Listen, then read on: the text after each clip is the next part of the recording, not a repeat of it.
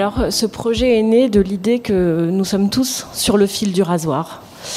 Quelle que soit notre réussite professionnelle, notre situation familiale, amoureuse, notre équilibre émotionnel est extrêmement fragile et il peut basculer par les circonstances extérieures ou par une mauvaise rencontre.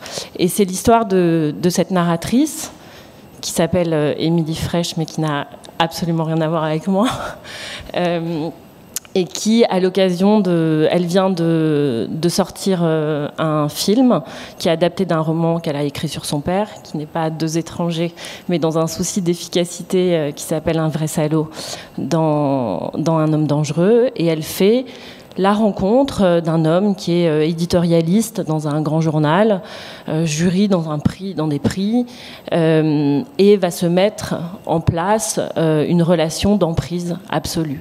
Et cet homme n'a rien à lui offrir. Elle est heureuse dans son mariage, elle est épanouie dans sa vie professionnelle, elle a un amant plutôt performant, donc on n'est pas dans un schéma de bovarisme. Et petit à petit, par le seul pouvoir des mots de cet homme, elle va tout sacrifier et dérégler. C'est un livre sur le dérèglement, sur comment tout d'un coup, par presque rien, on peut sacrifier toutes les choses qu'on a mis si longtemps à mettre en place pour s'assurer, ou en tout cas pour atteindre une forme de bonheur. Et c'est vraiment sur la question de cet équilibre.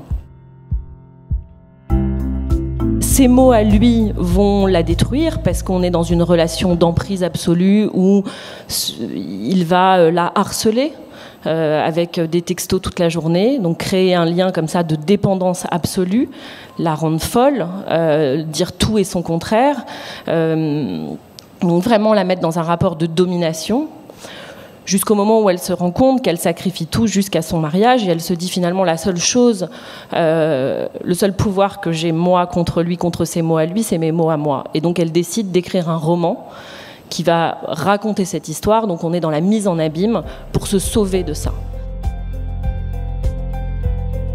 Elle est dans une terreur absolue.